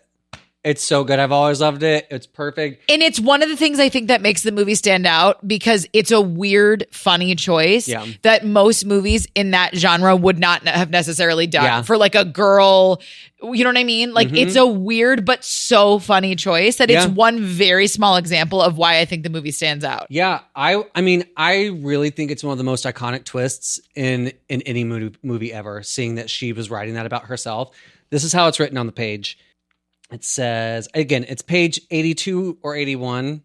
It says, interior, Regina's house, the same time. Regina runs in and up the stairs. In the living room, Mrs. George is asleep on the couch. Kylie is watching a Girls Gone Wild infomercial, lifting her pajama shirt up and dancing. Cut to interior, Regina's bedroom, continuous. Regina is in a rage. Her face is red from crying. She takes a photo off of her and Katie off her bulletin board and cuts the photo in half. Regina pulls out the burn book. She flips through and finds a section of blank space in the middle. Regina takes a pink pen with a heart on top and writes the following in the book. We focus in on it, on the underlined words. This girl is the nastiest whore bitch I've ever met. Do not trust her. She is a fugly slut. She wipes her tears away, takes half the picture, applies glue stick to the back and presses it in place. It is her own picture. Under it, Regina writes, Regina George. It's so good. So good. I remember being, of course, 14 when I first saw it. I was like shocked. I was like, well, because it also shows how smart she is. You know what I'm saying? Like Regina George is smart. Like she, even when, again, I already referenced this, but when Gretchen sees Jason at the mall, the fact that in a split second, she thinks to call Planned Parenthood and say, call the mom and pretend to be Planned Parenthood and be like, this is urgent, blah, blah. Like she is smart. Yeah. And she uses her smart for really, really fucked up ways, but it's such a good reveal. It's really so good. It worked. It's just, it's perfection. I love. Page 86, there was a cool formatting choice. Okay. It's when Mrs. Norbury is so it's when all the girls are going crazy in the school, tearing each other apart because Regina threw all the Xerox copies of the burn book all around. It's just total chaos in the hallway. Which, by the way, such an iconic shot in the movie of Regina standing on the top of the stairs, and we pull out and we see just the utter chaos that she's creating. She's fucking loving it. Oh, it's so good. Because she just wants power, whether exactly it's just she's a power hungry girly. Yeah. And she's like, yeah, bitch, my plans never fail. Like, look at what I've done. Try me, bitch. Try me. So there's a moment, and like this dialogue is like verbatim in the movie, but it's when the girls are kind of talking to each other. It's like, that was a secret. We're so not friends anymore. Did you write this? No, I swear. Then you told somebody. She told. You little bitch. You're a bitch. And all those girls, their lines, it's broken up into girl 1 and then girl 1A, girl 2, girl 2A, girl 3, girl 3A, girl 4, girl 4A. I love that idea of like not get like it's such a quick moment. Yeah. Not giving them names because that's gonna already like confuse you. Say girl 1, girl 1A to show who's talking to who. I thought was so cool. It is interesting. And like almost like another one of those things where it's like it's almost like clinical with like it being so very like clinical, formatted, but like I love that because it just with having a story that is so ridiculous at times, but then you have those kind of formatting choices. I just thought it was a nice juxtaposition, but also super, super economical and like something that I might try out in a script because like there are times where when you have just side characters saying shit and you don't want to go to the whole thing of like, and like sometimes saying guy 1, guy 2 or whatever, 1A. I loved that. I thought it was. Yeah, it is interesting.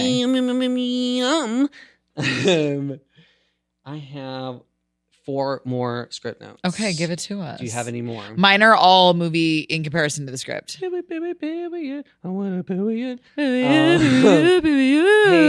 89 to 92.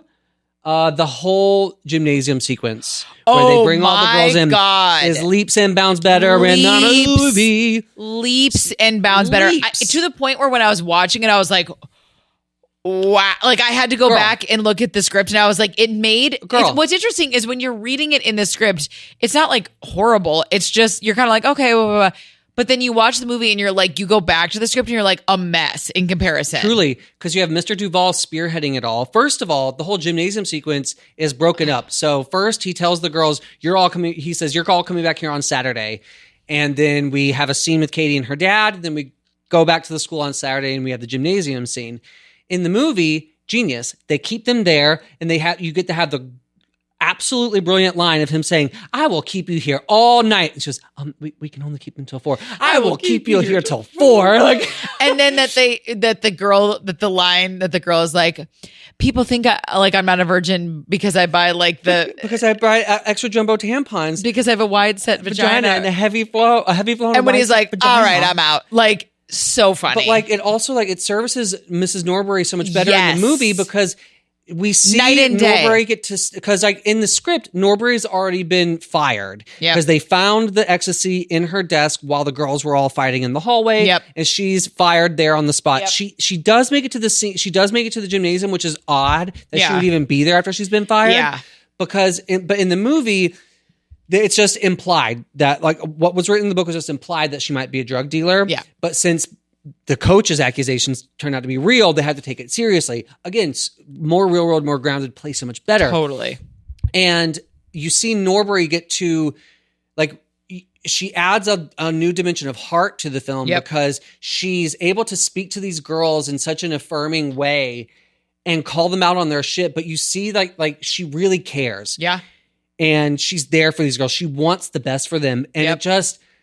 the way she wrote it for the movie is just so much better. Good. The dialogue is just a lot more dialed in. It's like more pointed in a good way. It doesn't waste time on anything. It supports the comedy better of the whole trust fall scene. 100%. 100%. They really took an okay scene and made it like shine. Like truly shine. Like even down to like I thought it was so powerful.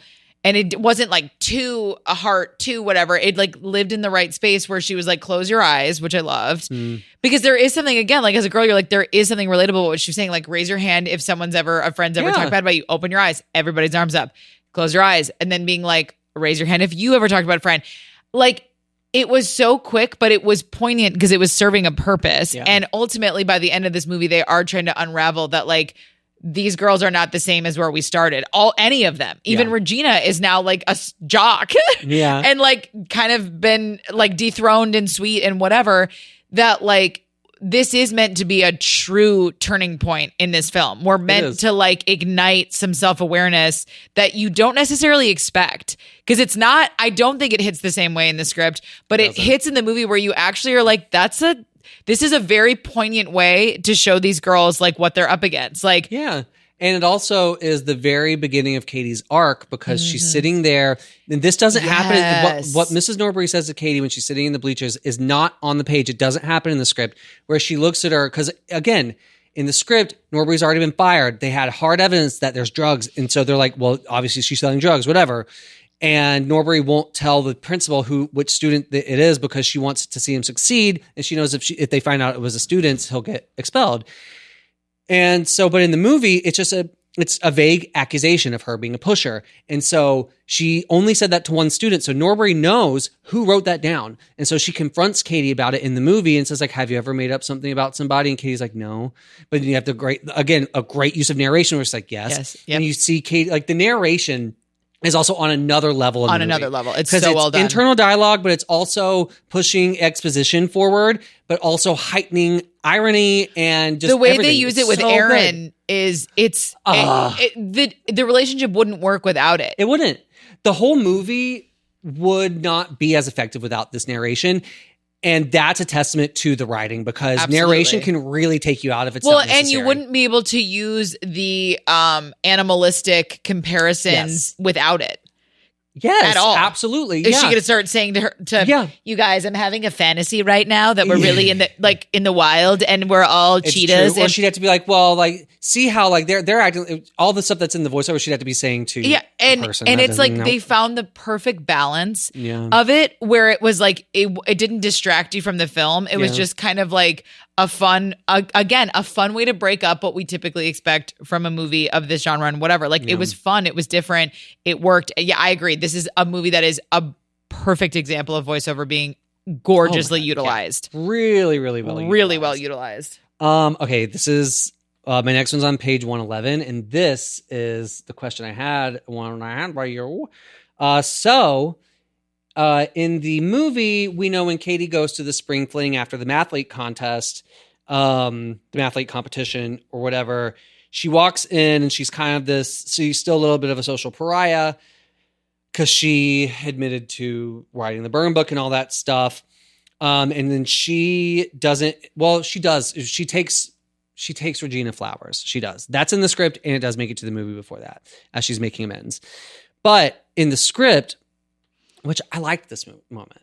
In the script, when she gets to the spring fling, she goes to the bathroom and she has a whole interaction with Regina in there. Mm-hmm. And I thought it was actually pretty well written and I liked it. And I wanted to know, I said in the script, Katie and Regina have a full on come to Jesus moment in the bathroom at the spring fling.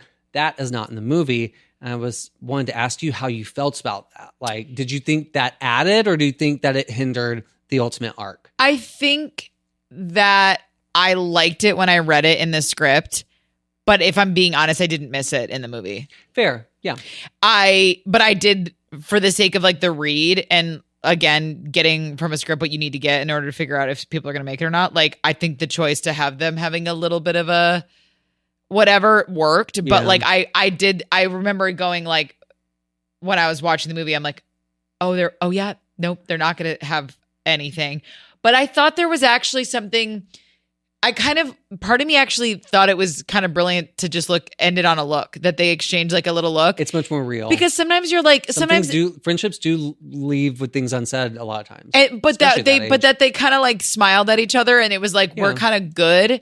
We don't, it's like, I felt like the biggest note it felt like that was taken away from the script into the movie was like condense. And I think they probably just thought time wise, it just wasn't necessary and it wasn't. But I will say like, I did enjoy the scene. I like that scene in the script. It was a much stronger choice to have the resolution be the way it was in the movie. Like you said, where it's like this unspoken thing where it's like, we don't need to full on see them saying, oh, I'm sorry. I'll forgive you for this, Because a lot of times at that age, that's not what happens. You kind of time passes and you're able to just kind of like whatever. But a lot of people don't ever. True. Some people cannot apologize because then they have to look at the role they played in a very different way that like it felt like more realistic that they could get to a point where they're just smiling at each other and moving on. Yeah. My last note is on page 117. It's the very last page. Well, 118. It's the very last page of the script. And the ending in the script is pretty much what the ending in the movie is. The movie just handles all the exposition a lot better and ties it up really nicely. But the ending in the script, I loved. I get why they didn't do it because it's a little bit slapstick. But I just thought it was super funny tone-wise on the page. So you see the whole thing of like, if you've seen the movie, you see that Regina became a jock because her therapist told her to channel her rage. It's kind of incredible. It's so good. It's so good. Once again, so not what you're expecting. And it's also so hilarious to see in the movie too. And then we see that, Katie is doing better. She's like, she even says like, I went from new kid to like monster to blah, blah, blah, to being a human, whatever. And then we see that Janice has arced and that she has a boyfriend and that Damien, everyone gets an arc. I do love though that they brought Kevin G in as her love interest instead of a random, it was fun. Yes, it was a fun choice. And also I think it was condensing. I only date women of color. And he's like, did he say like, you're Puerto Rican, right? Yeah, it's just a Lebanese. Yeah. But so in the script, we see pretty much all of that. And then we see them again having lunch on the front lawn of the high school, but this is how the script ends. I really, really like that because we end with the voiceover. So it says, exterior, Evanston High School. Katie, Karen, Janice, and Damien are sitting on the grass having lunch. Katie, voiceover. My first year of real school was like treading water in a shark tank, but now I just float. Damien says something and Katie laughs so hard that soda comes out of her nose. Freeze frame. Katie, voiceover. Oh no, you're not going to end on that, are you? The end. There's a world in which you could have done that in the movie and it would have really worked. Yeah. But instead the movie chose to land on a heart moment where the last thing you kind of see is Regina walking by. She gives her that nod and we see they're not close. They'll never probably be close. And then they have the girls. They're copacetic. They have And it ends with them laughing together, all being friends. Yep.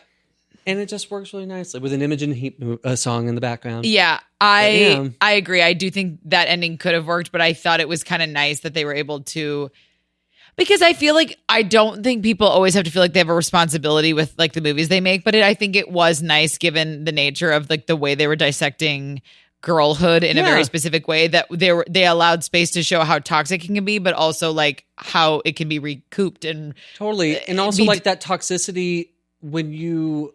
Because all that stuff is there in your teen years to hopefully, if you're doing what you should do as a person, to learn from those mistakes and to realize I was why you were acting out that way. Mm-hmm. Obviously, not all that stuff is realized as a teenager, but it plays into that whole thing of like you can't get to a new frame of mind without having to go through that old status quo of toxicity. Like. I mean, show me one person who wasn't a little bit of an asshole in their teens. And in one way or another. In one way or another. And you look back on it and you're like, God, I was just such an asshole, but I was also so naive and I was acting out of like Or even, patterns. I feel like my biggest like epiphany was that I don't ever recall, I'm sure I had my moment, but I recall more so just such a strong sense of like righteousness when I was like 16, where I just genuinely thought I had the answer for everything. You really did. That's how it manifested for me. I wasn't necessarily like rude to a bunch of people. I was actually kind of rude. My sister, I was friends with a lot of my sister's friends who were like 3 years older than me. And a lot of the guys, I was very mean to them because I thought it was like a fun way to be. Yeah. So that I guess is the exception. So mean, in fact, that one of them asked their mom to say to me, can you tell Carly to stop being so mean? But what I just want to say is I'm not proud of that. What I am proud of though, is that I always did it in a kind of funny way. Yeah. That was just me working out some material, baby. Exactly. You're 3 years older than me. Why are you so scared? Anyway, that's besides the point. We all have our messy phases, and without your messy phases, you can't learn from that. And they allowed these people to grow up, and most of the time you don't get to see that in these movies. 100%. Diving a little bit into some of the movie stuff that stuck out. I loved that they added the montage of the girls at the school describing Regina. That is not. Oh my God! There's breaking a moment, the fourth wall and looking right. Yeah, there's a moment in the script where kids at the school and I think some of the teachers are describing like the plastics, but not Regina. Yeah, the choice to have students describe Regina is genius big because celebrity. I'm like hitting the mic because it is, instead of just talking about it, it's literally show not tell. Yeah. Show not tell. Hello, show don't tell. That it's the perfect example where all of a sudden you're like, oh, she's like known in the school, and the things they're saying are so ridiculous and whatever. But I thought small ad, but powerful ad. Yeah, and also iconic. Like, and the music was playing during it was like it like has a nice. It's really says, really like, yummy. It was like one time Regina punched me in the face. It was awesome. Yes, like that tells you a lot. It's like those fourth wall breaking, like straight to camera scene are some of the sharpest comedy in the whole thing. Like, or like when then you see the flip of it where they're all talking about Katie, and now Katie is like this like hot new commodity in school, and then to the point where, wait, no, it is Regina that they're talking about in this moment where they do have one for Katie, but I loved that they show all the high schoolers talking about Regina, but then you see Mr. Duvall being like, it was said that Regina George was canoodling with Aaron Samuels at the blah, blah, blah. And like that, even the staff, they've been inseparable since. It's or like so the other good. thing that's not in the script that's in the movie that is again genius comedic moment in the auditorium when they say who's ever felt personally victimized by Regina George, and like all the administration raised their hand. They're all like, it's so the other good. that just reminded me. I just saw my note too, where again in the script they're trying to get Aaron to realize that Regina's cheating on him. Yeah, and they do it where like Damien tries to sneak a photo, but then he doesn't get the right photo. But then it's like, it's kind of fine. It's like it's a kind of a nothing burger where you're not like it's not bad or good. You're just kind of like, okay, there's that. Yeah. It's so much funnier and more interesting and active. It is so much more active. They decide that they're like, no, we want Aaron to find them. And so they have like a sign up that's like swim team is meeting in the auditorium. Practice now be held in the like alcove above the auditorium. And he's like, huh? And then like misses them, whatever. But it is so much more active and fun. Yeah. So again, such a good thing to keep in mind. Like go through and find where can you show it and be active instead of whatever. But okay. The shot of Aaron when it's supposed to be like the glamazon shot that we normally get with girls, but we get them with boys too. No. When she sees him on the soccer field and it's like slow-mo, he is moving like a wet noodle. Colin, go back and watch it. What? He's literally walking like this. Carly is flopping her arms with her... I'm trying to make sound effects for you guys. She's flopping her arms with her shoulders. I'm not exaggerating. Forward. I was like, am I tired? I went and rewatched it. I need to rewatch it. If that is their best take, I was like shook. He is noodling across the field. And that's supposed to be the moment where she like falls for him. I was screaming. If you're watching this, go back and watch that moment and tell me he's not moving like a little noodle. What ended up... there's one thing that I was thinking of, but I can't remember it. I liked how at the Halloween party in the script, we because Regina before that says like, I'll hook you up with Aaron, don't worry, like I got you, girl. In the script, Katie shows up to the Halloween party and immediately sees Regina making out with Aaron. But in the movie, such a better choice. Way better. We see the lead up to it of Regina, like it seems like Regina was legitimately going to, but so it seems like Regina's going to tell Aaron, she's like, you know that girl Katie? And he's like, oh yeah. But when he seems interested, she's like, oh, well, she's a freak. But then in that moment, and like, because you're supposed to think like, oh, maybe she was going to actually go through with it and set her up. But then when I watched it this time, I was like, the look in her eyes when she says, do you know Katie, is kind of like, isn't she fucking crazy? Like, seems like that was going to be the next thing. Oh, she was never going to set him up. Never, ever. It's just such a better choice to see that lead up and like her really fully manipulating him to see that side of Regina to fully put us on Katie's side as she goes into the second half of the movie. Mm-hmm. Also, it's a great example of a midpoint switch up of like this whole thing of like what's going to push Katie into being now fully against Regina and to like destroy her life. And also I think for Katie's arc to make more sense, seeing her talk to him and then kiss him, because her voiceover is like, Oh my, like I forgot. Yeah, Regina's I don't know why everyone hates her so much. She's really nice. She's such a slut. It's so much better than It just is. seeing them. There's no build up then. It's like Yeah. the stakes are kind of just like, oh, immediately. Whereas like, again, way more like betrayal feeling. Yeah. Dude, did you realize the boob thing is the cutting of the boob? Not in the script. Not in the script. Another iconic fucking thing. So good because it shows Regina's impact on the school. That I just love it. Again, it's such a funny thing. That's a daddy dude that I like, didn't even realize. Even when it's you're like, trying to get at Regina, like her just aura precedes her. that I'm gonna add that as a daddy dude that because I only have one daddy dude and one daddy don't. But just in this thing, I feel like one of the strongest differences between the script and the movie is they found ways to be more like active and show you more. Yes. And let the dialogue be funny, but even the dialogue is cut dramatically down. Completely. So that's a Agreed. spontaneous daddy do on the fly. Another thing that I really loved that was not handled this way in the script was during the mathlete competition. So before that, we see Katie having her whole come to Jesus moment of admitting to writing the burn book and all that. And so in the movie, it's handled all so much better.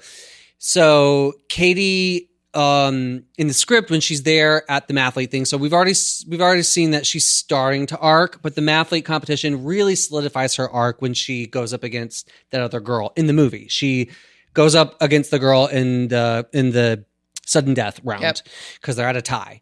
And in the script, she does it. There isn't another girl on the opposing team. She just goes up against this other boy and is able to outsmart him. The same thing happens with her, like the limit does not exist. That whole thing happens of her like thinking back in her mind's eye and seeing Aaron and him, whatever, he fades away and she sees what's on the board. But we don't have the whole internal dialogue of Katie seeing this girl and being like, oh, she has lipstick on her teeth and she needs to pluck her eyebrows and all this. But then having that moment where she's like, but that's not going to stop her from beating me. Like, being mean to someone isn't going to make you more likable. Being da-da-da is like this. And that is such, it's still powerful. Like even though it's in the context of this comedic teen film, it is still such powerful messaging that is also evergreen messaging where it's like, you're always going to pit yourself against people, but that's not going to make you any better. What's going to make you better is being better. Yep. And it's really powerful, and that just not having that moment on the script in the script, but then seeing it done so well in the movie, just like everything serviced her arc so well. much Even better. Miss Norbury telling her you can make it up to me by being on the mathletes was such a great choice. It was.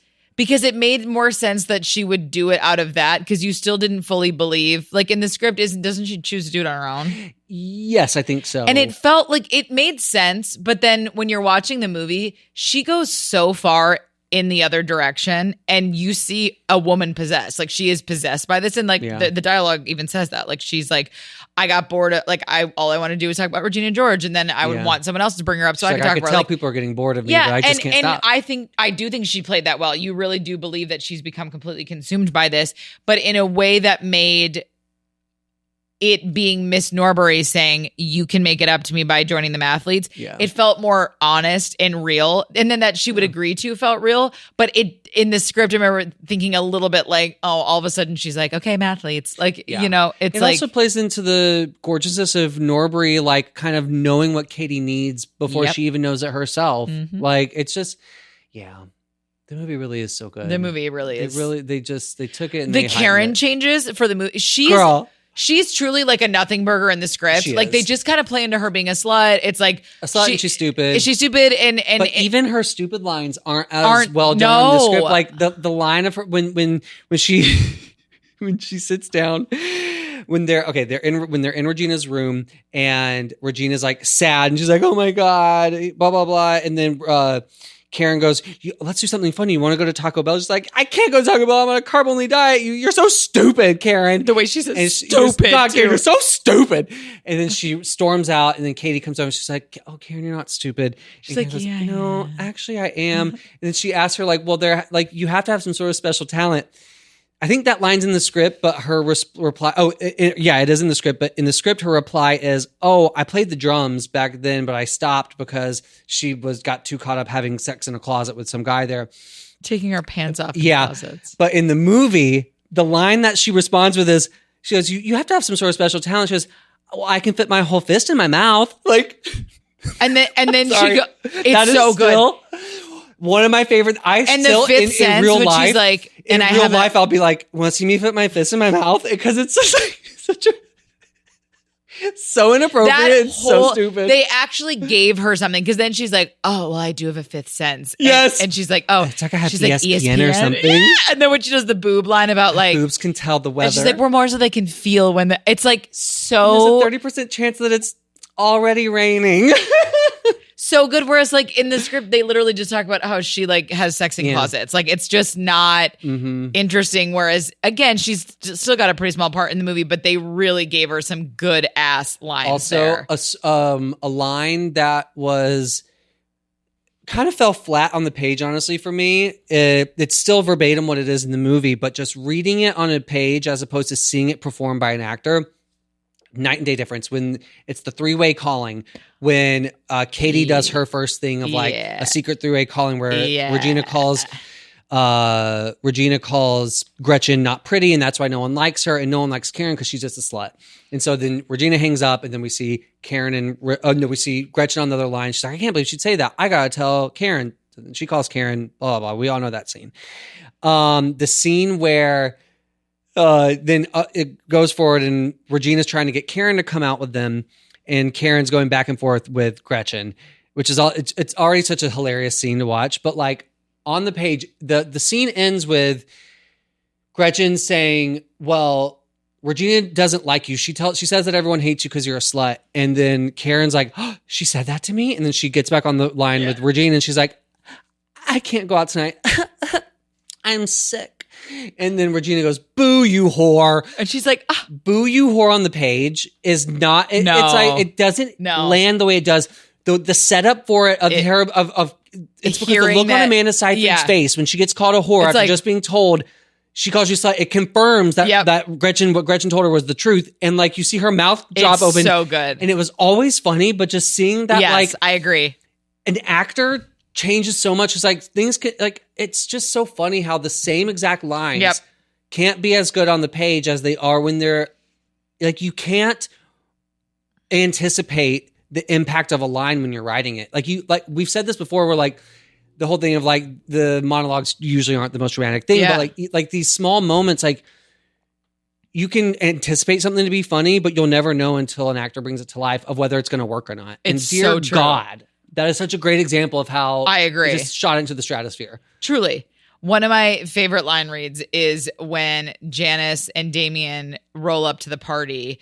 It's so good. Oh, yes. That she's like hanging out of the roof and he's like, Janice, I have my curfew. It's so good. The movement of it, the urgency of it is so good. Yes. And, you know, she just threw up on Aaron and she's like all fucked up and drunk and all crumbling. That. And then she's like, well, I was having to pretend. And then when Janice goes, hey, buddy, you're not pretending anymore. Mm-hmm. You're plastic. Cold, shiny, hard plastic. It's so and good. That line is good different in the script. She's like, she uses different terminology. She still calls her plastic, but she's like, you're like molded, formed, shaped plastic, but it's so much better to say cold, hard, shiny plastic because it's like, it's much more cutting. And she delivers it so she does. well. And also when she says, you're a mean girl, Katie, you're a bitch. That's not in the script. No. And the way she delivers that line is like, ooh. And you're like, you know what? Fuck yeah, Janice.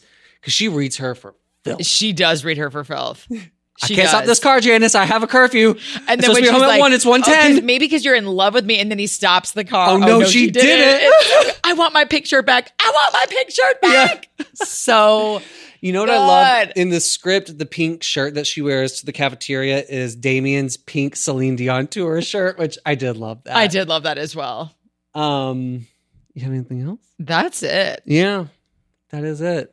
My daddy do was allow as much space for your comedy to be on the page as possible, in the sense that like it's both things. It's what you said, which is like, always leave room for something, interpretation, all that stuff. But there are moments in this script that are very funny that made you think about what this movie could be. And then getting to see the movie and seeing how funny the movie is. It's kind of bridesmaidsy in the way where like there is enough funny dialogue in here that without a doubt reading it, you're like, this is a really talented comedic writer. There is absolutely so much good shit to mine here. And it's kind of in some ways like inspiring to go, this script is not a 10 out of a 10. Yeah. But it's funny enough that people read it and went like, let's make this movie, and then found a way to improve it from there. But that only to me was because there was enough great dialogue and comedic moments to like inform that and allow you to trust that it could be so great. That's really my only daddy do. Period. I have 2 daddy do's. Let's hear it. Daddy do number 1. Daddy do. Utilize narration to add in irony, thus building dramatic tension and heightening comedy. Ooh. There's so many moments where Tina contradicts or doubles down on exposition with Katie's voiceover. And this is one of the strongest ways to use narration in a comedy. It serves a defined purpose by pushing the narrative forward, but also works double duty by supporting tone. And narration is notoriously a difficult beast to master. There's so many films where the narration is just not needed. No. But this is really, one that like it would not be as poignant without the narration. And probably a great script for if you're wanting to do some narration with comedy. Because I don't think there is a bunch of great examples of that. This movie's definitely a good direction to go in. Agreed. Daddy do number 2. Daddy do create a well-defined ecosystem for your characters to exploit. The high school world that's built out in the story is heightened, but also deeply relatable. We've all known a Regina George, and we've all been a Katie at some points in our life. Tina sets up the high school dynamics so cleanly that we're unable to miss what trials and tribulations Katie's up against. Specifically for a coming-of-age comedy like this, it's a great reminder to spend a lot of time honing and simplifying the rules of your world so the reader isn't left to make guesses. Ooh. Period. That's the period frog. It kind of hurts. Those are fucking great. You're goddamn right. Thanks. Gorgeously put. I just have one, and I've said this before.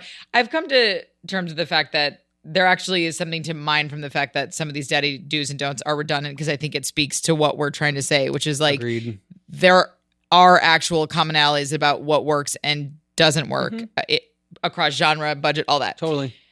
Don't kill your story with too many plots. They honed in the story telling by making the spring fling less of a storyline, not making a whole thing out of the drug dealer accusation with Miss Norby and the student. It's still there, but not as intense in the film. Less is so often more. Yeah. And we've yet to see an example where that's not true, I think.